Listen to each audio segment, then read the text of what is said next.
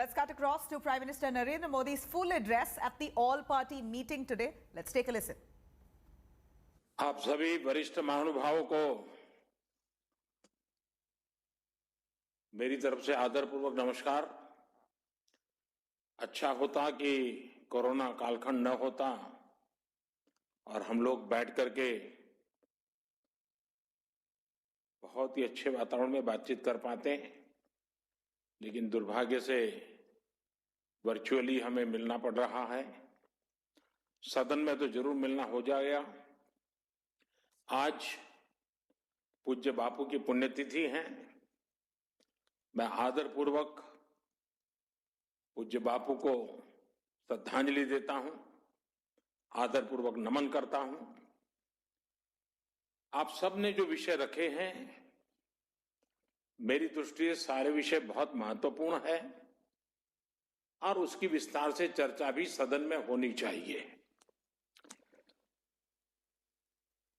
मैं प्रहलाद जी और राजनाथ जी के साथ बैठ करके आप लोगों ने जो विषय रखे उसकी बारीकियों को भी पूरी तरह समझने का प्रयास करूंगा, लेकिन जितना अभी मैं आपको सुन रहा था उसमें जो बातें उभर करके आई है, मैं इस बात से सहमत हूं कि छोटे दलों को, कम संख्या वाले दलों को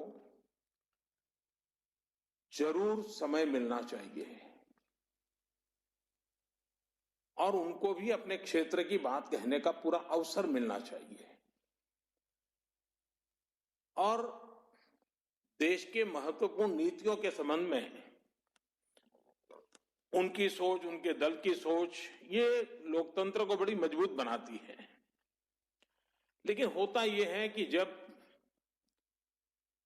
सदन में डिस्टरप्शन होता है, हो हल्ला होता है, उसका सबसे बड़ा नुकसान छोटे दल के प्रतिनिधियों को होता है, क्योंकि समय उन्हीं का कट जाता है। और इसलिए मेरा छोटे दल से आग्रह है कि आप भी सभी बड़े दलों को, इंक्लूडिंग बीजेपी, इंक्लूडिंग एनडीए के पार्टनर, सबको ये आग्रहपूर्वक कहते रहिए कि भाई सदन चलने दो, ताकि हमें बोलने का मौका मिले। सदन नहीं चलता है तो नुकसान छोटे दलों को होता है। बड़े दल को तो बाहर जाकर के बाइट दे करके भी अपनी बात चल जाती है, उनको जो पब्लिक में मैसेज देना है वो दे देते हैं। छोटे दल को तो कोई टीवी एंकर पूछता भी नहीं है। तो हर प्रकार से छोटे दल को बहुत नुकसान होता है, छोटे दल के प्रतिनिधियों को नुकसान होता है और लोकतंत्र के लिए हम चाहते हैं कि स्थिति को बदला जाए।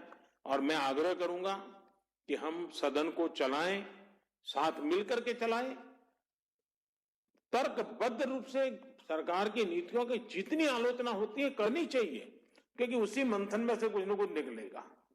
यहां पर करीब करीब सबकी बातों के अंदर 26 जनवरी में को जो हुआ है उसकी चर्चा की है। कानून अपना काम करेगा, लेकिन आज दुर्भाग्य से 30 जनवरी को अमेरिका में कुछ तत्वों ने महात्मा गांधी की प्रतिमा को तोड़ दिया।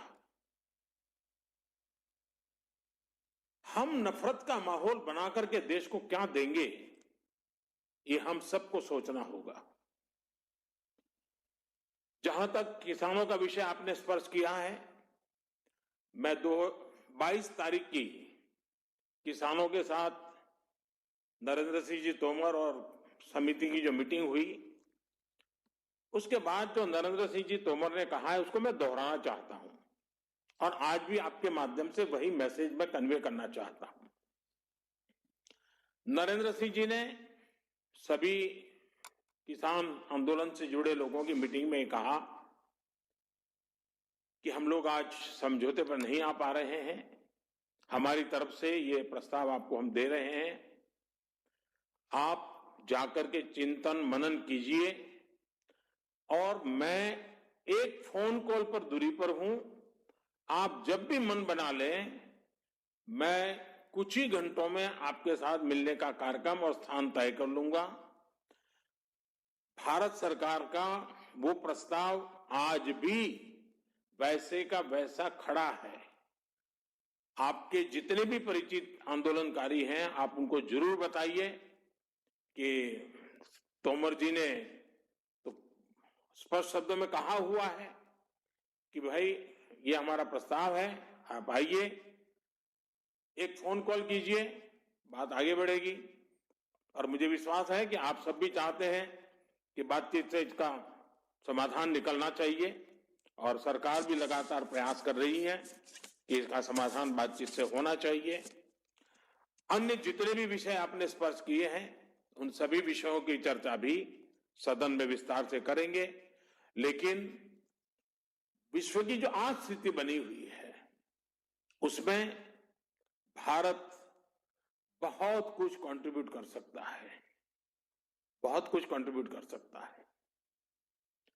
इस अवसर को हमने जाने नहीं देना चाहिए।